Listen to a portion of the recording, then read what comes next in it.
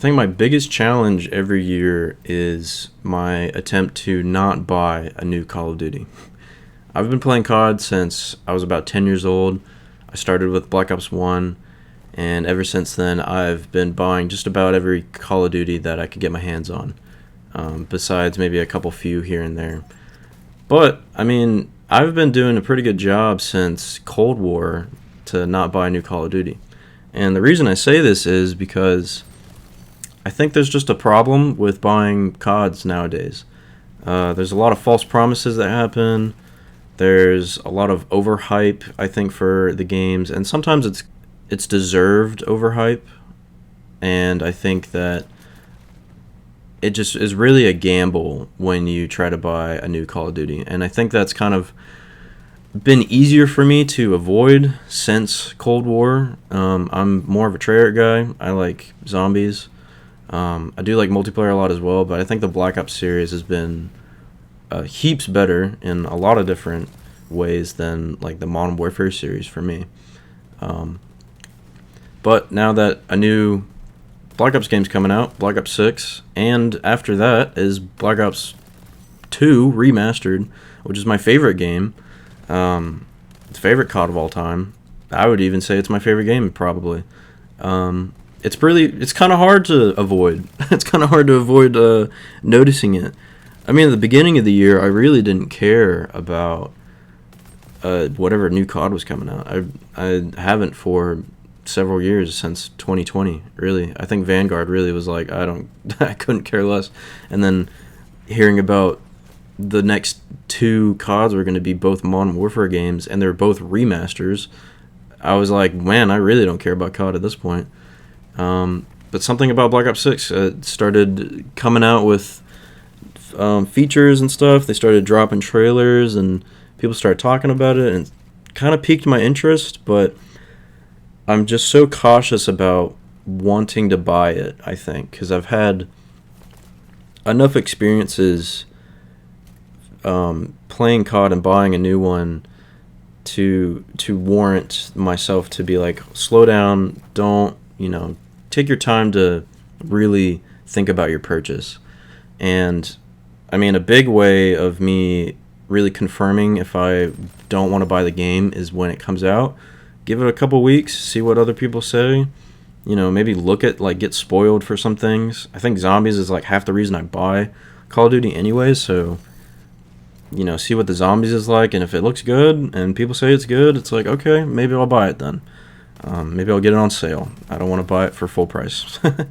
And I pretty much wanted to talk about today some problems about being a COD fan, and I don't know if this could relate to any new players. I don't know anybody personally for myself that is a new player of Call of Duty, and I don't know how that that group of people really play the game. I don't know if they're more casual or diehard. I don't know.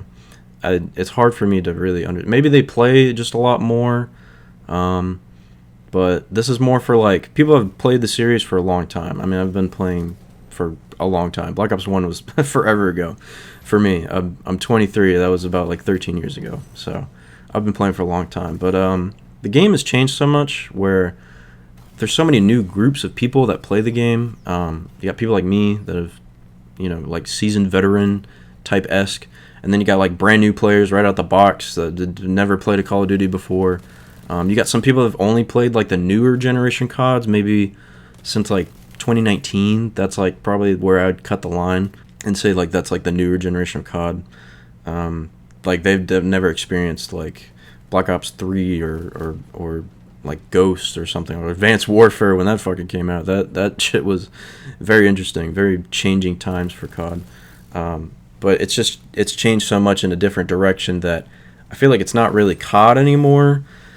And a lot of problems have come up where I just don't feel satisfied playing the game. So with multiplayer, for example, I feel like players are being abused with the system of matchmaking.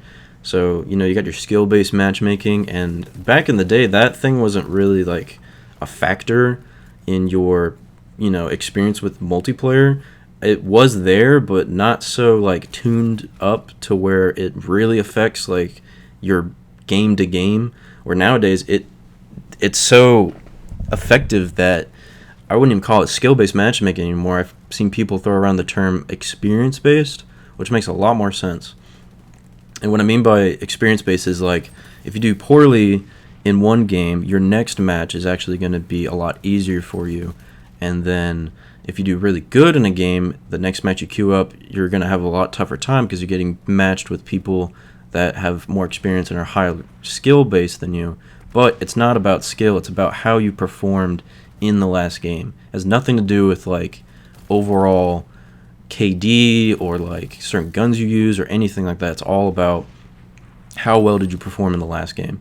And it's been evident for quite a while, and it's really easy to catch. It's so easy to catch, and it's kind of mind-boggling that I feel like not more casual players understand this like notion that they're being used for experience. Like their experience is skewed and is an illusion of skill because you're getting matched with people that are either worse or better than you just based off of the previous match instead of like your whole I would say like your whole career of playing Call of Duty. And that's just like one issue I have, and I don't enjoy that side of, I think, multiplayer for sure. And also like the disbanding lobbies, that plays into like the matchmaking. I also hate that. I like a narrative being made between matches, and you can always leave if you want. If you just want to disband the lobby yourself, just leave the match and then go find a new match. I don't think it's really great to have it force you to leave a lobby, because then you lose so much like personality with multiplayer. And with zombies, I think a lot of like the promised content that they have beforehand is just so overhyped most of the time, especially with like Black Ops 4, for example, where it just is super unsatisfying when you actually play it and experience it, and you feel like you waste your time and your money. And that's kind of how I felt with Black Ops 4 and a little bit of Cold War. I think I didn't enjoy the latter half of Cold War zombies. I think it was pretty lackluster in my opinion. And also like the consumption rate of games nowadays is so fast, it's so quick, yet that we want longer production cycles of the game because the game is made every year. I think that there's just no way of getting around that. I think that the game always has to be made every year. Otherwise, people are going to be really upset. I think the vast majority of people are going to be super angry that, hey, there's no content being pushed out. We need an update. And speaking of updates, most updates aren't even that meaningful. They don't do a whole lot. There's been plenty of updates I've been like, wow, I really wish they would, put something out, like Warzone, for example. When I first played Warzone in 2019, I thought they were going to change the map at some point, like maybe like a couple months down the road.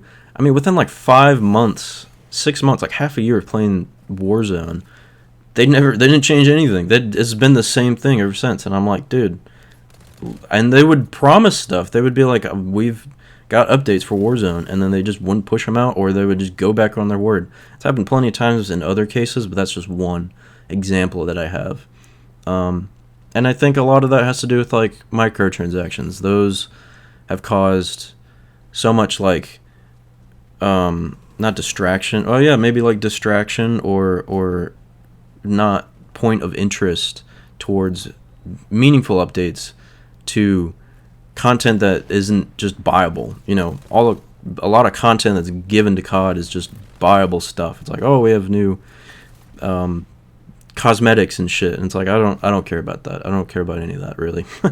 And I think with all this in mind, that the cycle of buying every COD every year has, for me at least, kept me from exploring other genres. I've played the usual, like the here and there single player game and had a great time, but I always kind of just come back to COD because it's a really easy casual thing to play, and it's just become such a cycle that I think I can't really branch out into other genres sometimes to the point where this is all I think about.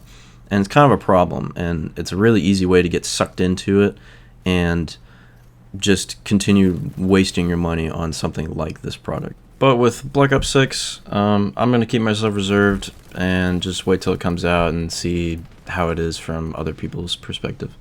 But that's all I have time for this video. If you guys want to leave a comment down below on maybe a topic you want me to discuss, then go ahead, and I'll see you guys next time. Bye.